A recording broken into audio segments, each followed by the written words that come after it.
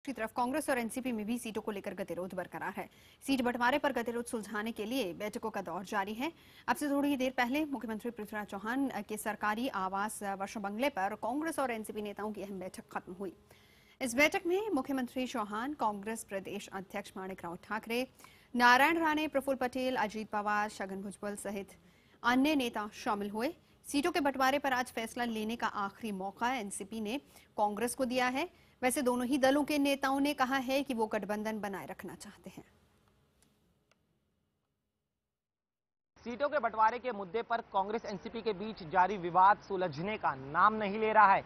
आज सुबह सीएम चौहान के घर पर कांग्रेस और एनसीपी के नेताओं की बैठक हुई। इस बैठक में सीएम चौहान के अलावा माणिकराव ठाकरे, प्रफुल्ल पटेल, नारायण राणे, छगन भुजबल सहित अन्य कई नेता शामिल हुए। इस बैठक में एनसीपी ने फिर एक बार 144 सीटें देने की मांग की, जिसे कांग्रेस ने ये कहते हुए नामंजूर कर लिया कि उन्होंने पहले ही अपने कोटे से 10 ज्यादा सीटें यानी 124 सीटों का ऑफर एनसीपी को दिया है और उन्हें इसी फॉर्मूले को मंजूर करना होगा। लेकिन एनसीपी के नेता तैयार नहीं थे। एनसीपी के नेताओं की दलील थी कि 2009 के चुनाव के वक्त कांग्रेस का कहना था क्योंकि लोकसभा चुनाव में उनको ज्यादा सीटें मिली है, इसीलिए वो विधानसभा चुनाव में ज्यादा सीटें लड़ेंगे। लेकिन अब हालात बदल चुके हैं। इस बार हाल ही में जो लोकसभा चुनाव हुए थे उसमें महाराष्ट्र में एनसीपी ने कांग्रेस से ज्यादा सीटें जीती थी और इसी बात को मुद्दा बनाकर एनसीपी जो है लगातार ज्यादा सीटों की मांग कर रही है। लेकिन एनसीपी के नेताओं की इस मांग को मानने से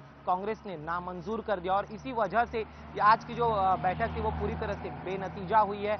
अब दोबारा इस बात पर बातचीत करने के लिए रात 8 बजे दोनों ही दलों के नेताओं की मीटिंग होगी। अब देखना यह है कि क्या कांग्रेस कोई नया फॉर्मूला लेके एनसीपी के सामने आती है, क्योंकि एनसीपी ने पहले ही साफ कर दिया है क्योंकि नामांकन के दिन काफी कम है। 27 तारीख को नामांकन दाखिल करने का आखिरी दिन है। अब ऐसे में जल्द से जल्द इस सीटों के बंटवारे को सुलझा लिया जाए। लेकिन आज की बैठक बेनतीजा होने के बाद इन दोनों ही दलों के बीच गठबंधन रहेगा या नहीं, इसको लेकर फिर एक बार सवाल खड़ा हो गया है। अब देखना यह है कि रात को जो बैठक होने वाली है उस बैठक में क्या कांग्रेस कोई नया फॉर्मूला एनसीपी के सामने रखती है या कोई और नई बातचीत इन दोनों के बीच में होगी, यही देखना अब अहम होगा।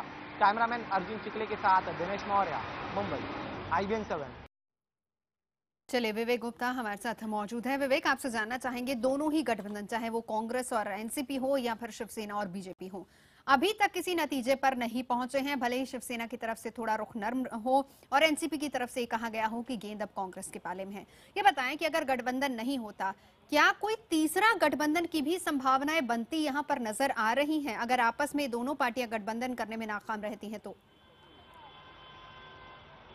हाँ, नब्ज़ देखिए, अगर महाराष्ट्र की राजनीति को समझने की कोशिश करें तो एनसीपी कांग्रेस काफ़ी सालों से गठबंधन का चल रहा है और शिवसेना बीजेपी का 25 सालों से गठबंधन चल रहा है। ये चारों पार्टियां चाहती हैं कि किसी का गठबंधन ना टूटे, क्योंकि उनको पता है कि अगर वो इंडिविजुअली महाराष्ट्र में 288 सीटों पर लड़ेंगी तो रिजल्ट उनके मुताबिक नहीं आएंगे। इसलिए कोशिश की जा रही है, कांग्रेस एनसीपी अपनी तरफ से पूरी कोशिश कर रही है कि गठबंधन बरकरार रहे।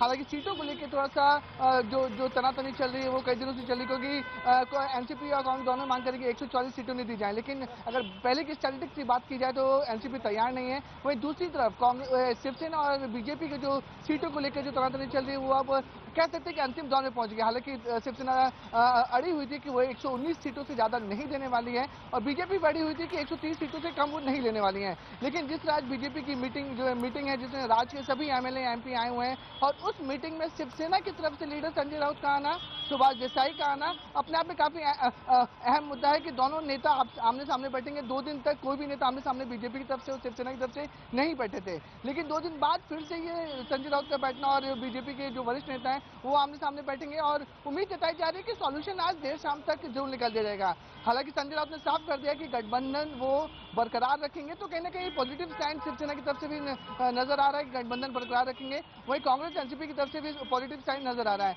और माना जा रहा है कि 1-2 दिन में जो भी है इसका सॉल्यूशन दोनों पार्टी अपने वरिष्ठ नेताओं से मिलकर इसका सॉल्यूशन निकाल लेंगे। नवजोत, बिल्कुल, और कल की तल्खी के बाद हमने आज देखा सामना में किस तरीके से रुख थोड़ा सा नर्म जरूर नजर आया। चलिए, उम्मीद करते हैं शाम तक कोई ना कोई फैसला हो जाएगा। नजर आप बना रखिए खबर पर। बहुत शुक्रिया इस पूरी जानकारी के लिए।